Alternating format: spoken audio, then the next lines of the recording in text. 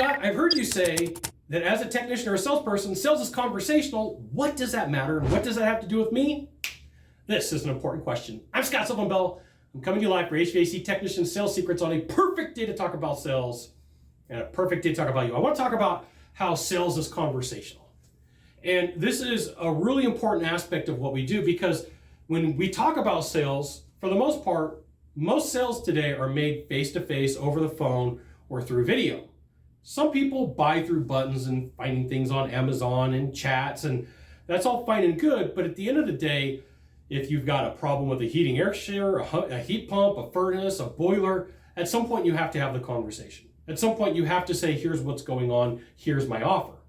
And I want to share a couple of pieces from my own personal life that are very personal to me, but also share with you why this is important. So in 2014, I had a friend challenge me to put up 100 YouTube videos in 100 days. And I wanted to be very proficient at YouTube. So I did what any reasonable person would do. I put up YouTube videos for 5 years, 9 months, and 3 days every day. So not only did I just do 100, I did it pretty close to 2,200. So I wanted to get good at podcasting. I dropped 220 podcasts. I wanted to get really good at training people on Zoom. So I did 700 hours of Zoom training over the last 2 years. Anything that's worthwhile is going to take time, energy, and effort for you to get better at whatever you're doing. And communication is no different.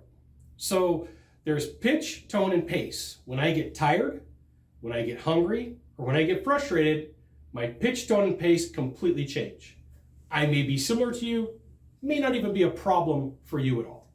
But it's important for you to know what your skills, what your talents, and what your characteristics are when you're happy, when you're sad, when you're depressed, when you're under pressure.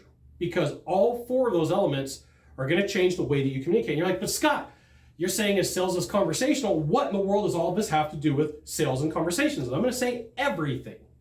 Everything, because the way that we communicate is in direct interactions with what we have going on in our lives and the things that we're doing. This is why you should join HVACTechSecrets.com. I'll send you the goods. I'll give you the stuff that I'm not putting on YouTube, and I'll give you the stuff that I'm not putting on Facebook. And so watch how people build rapport. One of the best things that you could do, like I don't drink alcohol, it's not my thing. But early on in my sales career, what I would do is I would go to the bar, I would grab cranberry juice, or I'd grab a Sprite, and I would sit at the bar and I'd watch people interact. And I would pay attention to timing. Like, how much time does it take for somebody to introduce themselves? Like, hi, I'm Scott. And the girl goes, hi, I'm Sarah. And I would time like roughly like 2001, 2002, 2003. Under my seat, I was snapping. Like, what is this timing like for a social interaction? And then I would go out there into the sales world and I would mimic that. I would mimic, like, what is the interaction like?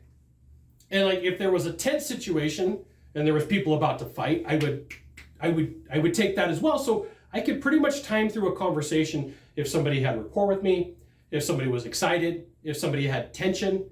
These are all things that you can look for. And it doesn't take you going and paying money for some of this. Some of it is you're just going to do your interactions on a daily basis. You go to the store, you go to Target, you go to Walmart, you go to Costco, wherever you go, I don't know, name the store. Watch how people interact with the clerk.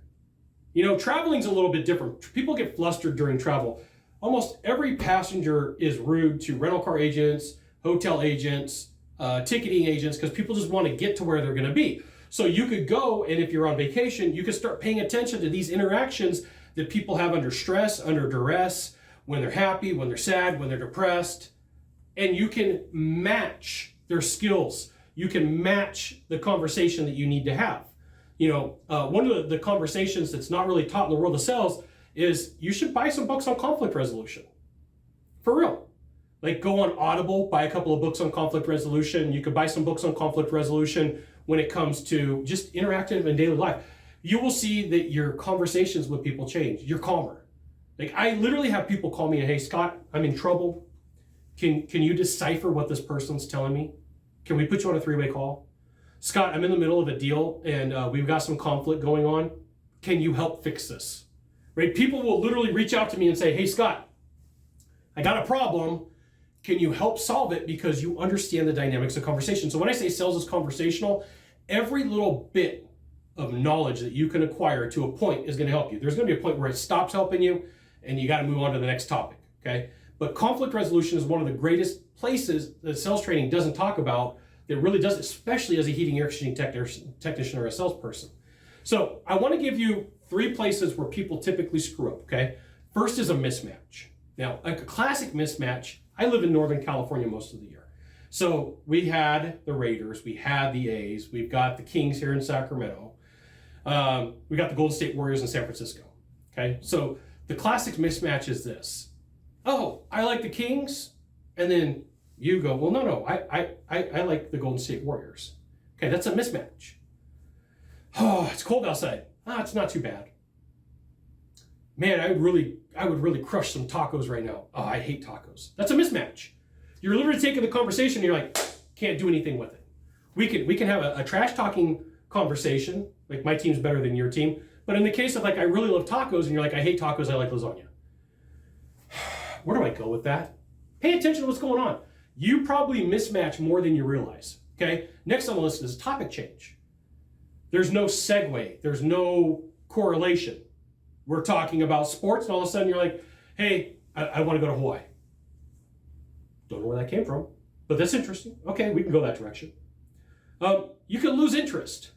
Like when I'm tired, when I'm hungry, when I'm frustrated, I'm very impatient, right? I'm truly breaking myself down here to give you the examples of like, hey, look, I make these mistakes too. I'm not perfect, but I lose interest. And I have an ability to think very linearly in a straight line. So I already know the punchline to most jokes. I already know which direction people are going before they get there. And a lot of pomp and circumstance, I just like, oh, come on. Mommy, make the bad man stop. I've lost interest. And I do this, once again, I'm sharing with you. So sales is conversational. If you're making these mistakes, it's going to make it very tough for you to close deals. You can still do it. It's probably going to take some discounting and things that you don't want to do to make that deal happen, though. There you go. You got this. We'll see you soon.